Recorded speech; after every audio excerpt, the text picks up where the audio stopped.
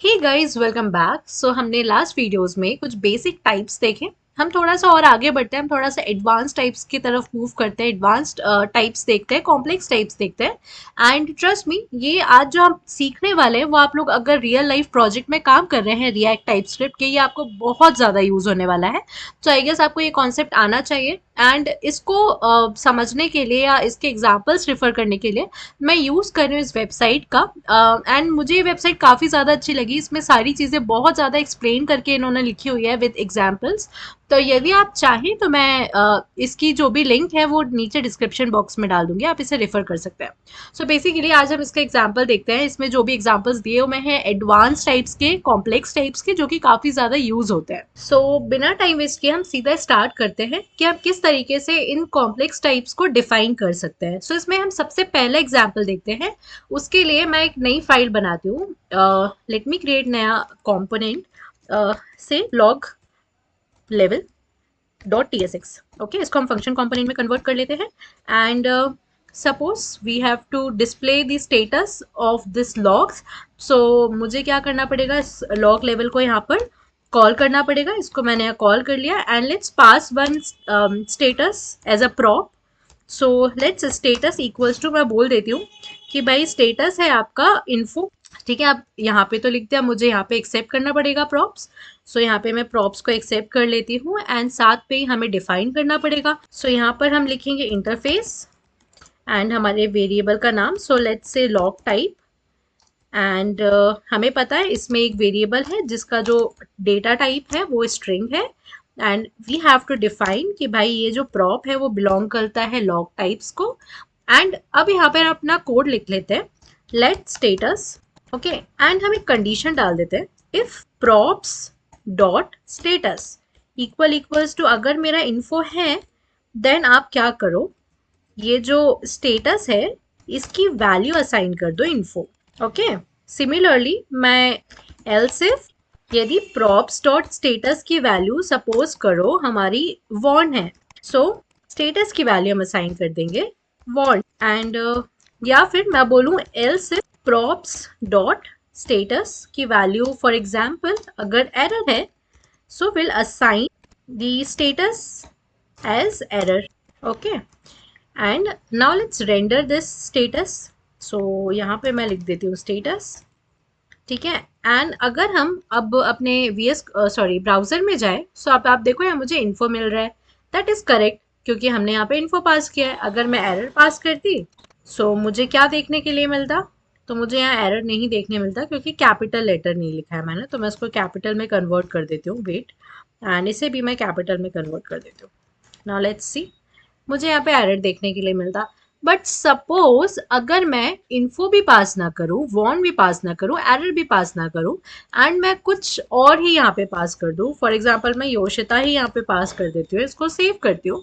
सो अब आप देखो मुझे क्या देखने मिल रहा है, मुझे कुछ नहीं देखने मिल रहा है। ठीक है, या फिर अगर मेरे पास यहाँ एल्स कंडीशन होती कि भाई अगर कुछ नहीं है स्टेटस, तो आप क्या करो, जो भी स्टेटस आ रहा है वो शो कर दो। But that is not correct. जब भी हमें हम एपीआई इंटीग्रेशन करते हैं, उसका एपीआई का जो भी रिस्पॉन्स आएगा हमें वो ही शो करना पड़ेगा। और हमने अगर एक डेटा टाइप देके रखा है स्ट्रिंग, अब आप स्ट्रिंग में कुछ भी पास करो, हमारा जो प्रॉप टाइप है, लॉग टाइप है, वो बोल रहा है ठीक है स्टेटस आ रहा है, उसका डेटा टाइप भी स्ट्रिंग है, तो ठीक है करेक्ट है। बट ऐसे में क्या होगा, हमें नहीं पता चलेगा कि हमारा कोड कहाँ ब्रेक हो रहा है।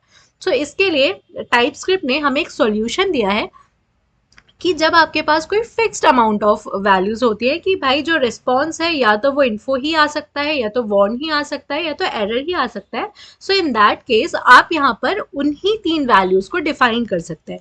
कैसे डिफाइन कर सकते हैं कि ये जो स्टेटस है उसका जो टाइप है वो या तो इन्फो हो सकता है, या फिर हम यहाँ पे और कंडीशन दे सकते हैं बाय दिस, या फिर वॉन हो सकता है, या फिर हमारा एरर हो सकता है।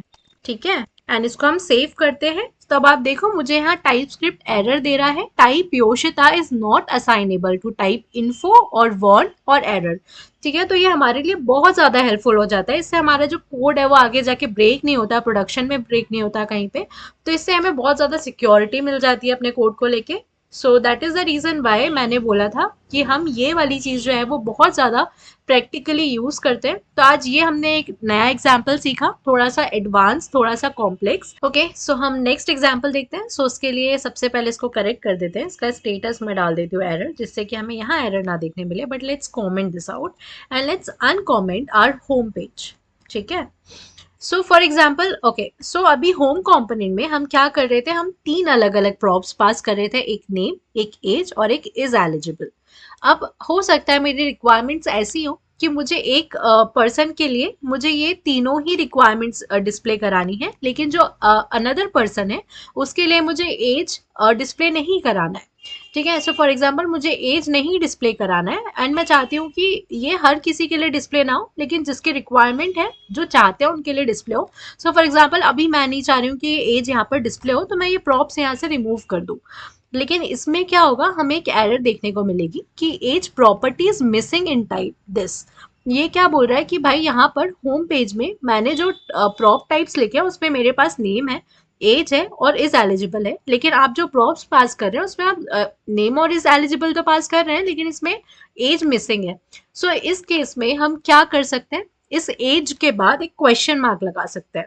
सो ऐसे में हमारी एक एरर गायब हो जाएगी। अभी इस क्वेश्चन मार्क का मतलब क्या है कि ये ऑप्शनल है। ठीक है, इसको हम कहते हैं ऑप्शनल टाइप, कि भाई अगर कोई एज पास कर रहा है तो हम डिस्प्ले करा देंगे, नहीं कर रहा है तो हम नहीं डिस्प्ले कराएंगे। ठीक है, so this is how it works and ये बहुत सिंपल था। हमें सिंपली क्या करना होता है, क्वेश्चन मार्क लगाना होता है। अगर मैंने एज यहाँ पे क्वेश्चन मार्क लगा दिया और अब मैं एज यहाँ पे सेंड नहीं करूंगी तो भी एरर नहीं आएगा, और अगर मेरा मन है कि मैं एज यहाँ पे सेंड कर दूं तो भी मुझे एरर नहीं आएगा। एज को खुशी खुशी एक्सेप्ट कर लेगा, वो पहले चेक करेगा एज है, ओके, अगर क्वेश्चन मार्क से वो चेक कर रहा है, अगर एज है तो मैं यहाँ पे एक्सेप्ट कर लेता हूँ, नहीं है तो कोई बात नहीं। तो ये था हमारा सेकेंड एग्जाम्पल, ये था हमारा ऑप्शनल टाइप। अब हम थोड़ा सा और आगे बढ़ते हैं, जिसमें हम समझते हैं कि और हम थोड़ा सा अगर कॉम्प्लेक्स वे में जाए तो हम किस तरीके से टाइप स्क्रिप्ट की हेल्प से अपने प्रोजेक्ट को ईजी बना सकते हैं। एंड हम समझते हैं कि यदि हमारे पास कोई ऐसी रिक्वायरमेंट हुई जिसमें हमें अपने किसी एक कंपोनेंट के अंदर कोई दूसरा कंपोनेंट एज अ प्रॉप पास करना है, तो हम किस तरीके से कर सकते हैं।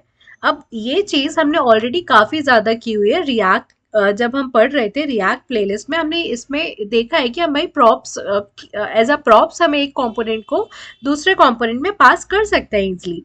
लेकिन हमें पता है कि हम रिएक्ट के साथ अभी टाइप स्क्रिप्ट पढ़ रहे हैं, और हमें ये भी पता है कि हम जब भी कोई प्रॉप पास करते हैं अपने कंपोनेंट में, हमें टाइप स्क्रिप्ट में उसका टाइप डिफाइन करना पड़ता है। अब हम यदि किसी भी कंपोनेंट को एज अ प्रॉप पास करेंगे तो अब भाई कंपोनेंट का क्या टाइप होगा, हमें पता है स्ट्रिंग होता है, नंबर्स होते हैं, बूलियन होता है, एरेज होते हैं, लेकिन अभी कंपोनेंट का क्या टाइप होगा। तो इसे समझने के लिए यहाँ पे मैंने एक पेरेंट नाम से एक फाइल बनाई है, कंपोनेंट बनाया है और एक चाइल्ड कंपोनेंट बनाया है। सो क्या करते हैं, हम सबसे पहले अपने पेरेंट कंपोनेंट को कॉल कर लेते हैं। सो यहाँ पे मैंने पेरेंट कंपोनेंट को कॉल कर लिया है। अब मैं चाहती हूँ मैं इस पेरेंट कंपोनेंट के अंदर ये जो चाइल्ड कंपोनेंट है वो एज अ प्रॉप पास करूँ। ठीक है, सो उसके लिए मैं क्या करूंगी, यहाँ पर कैसे कर सकती हूँ, मैं सपोज करो यहाँ पे मेरे पास एक चिल्ड्रन नाम से मैं एक वेरिएबल लिख देती हूँ, इसके थ्रू मैं क्या करूँ, अपने चाइल्ड कंपोनेंट को पास कर दूँ। तो let me right child, and यहाँ पे मैंने चाइल्ड कंपोनेंट को कॉल कर लिया है। ओके, एंड अब देखो मुझे एरर देखने मिलेगी, ऑब्वियस सी बात है कि भाई ये जो चिल्ड्रन एलिमेंट है, type children element is not assignable to type intrinsic attributes property children does not exist on type. Okay, so हमें पता है कि हम अगर प्रॉप सेंड कर रहे हैं तो हमें प्रॉप को एक्सेप्ट भी करना पड़ेगा। सो उसके लिए मैं यहाँ पे लिखूंगी प्रॉप, एंड हमें इसका टाइप डिफाइन करना पड़ेगा। So interface let's say parent type, and इसका टाइप क्या होगा। अब हमने चिल्ड्रन नाम से प्रॉपर्टी बनाई, यहाँ पे प्रॉप्स पास किया है। So let me copy this and let's paste it.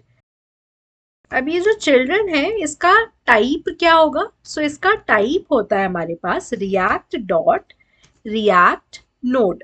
Okay, so ये हो गया। अब हमें बताना पड़ेगा कि जो प्रॉप है वो किसके टाइप का है, पेरेंट टाइप का है। And now what we can do, we can use our prop dot children here. Okay, still I am getting one error, and what it is, let me check. Okay, got it. हमने यहाँ पे capital C का use किया है, यहाँ पे हम small C कर रहे हैं, so that is the reason why. Now let's write it as capital C, let me save this. So अब आप देखो हमने यहाँ पे पेरेंट कंपोनेंट को कॉल किया है। ठीक है, पेरेंट कंपोनेंट में हमने चाइल्ड कंपोनेंट को रेंडर करा रहे हो, चाइल्ड कंपोनेंट में लिखा हुआ है चाइल्ड। सो बेसिकली हमारे ब्राउजर में हमें चाइल्ड दिखना चाहिए and ये हमें यहाँ पर दिख रहा है। ठीक है, सो दैट इज हाउ हम क्या कर सकते हैं, एक कंपोनेंट में दूसरे कंपोनेंट को एज अ प्रॉप पास कर सकते हैं। सो आज हमने काफी सारी चीजें, काफी कॉम्प्लेक्स, काफी एडवांस चीजें डिस्कस करी, लेकिन ये सारी चीजें बहुत ज्यादा इंपॉर्टेंट थी एंड आई होप आप लोगों को ये सारी चीजें मैं बहुत सिंपल वे में प्रेजेंट कर पाई होंगी। So I guess that is all for this video guys, मिलते हैं नेक्स्ट वीडियो में। बट बिफोर लिविंग, यदि आप इस चैनल पर नए हैं तो please subscribe to my channel and also यदि आप इस चैनल से थोड़ा भी कुछ सीख रहे हैं तो please like the video and also comment your genuine feedback. Thank you guys for watching.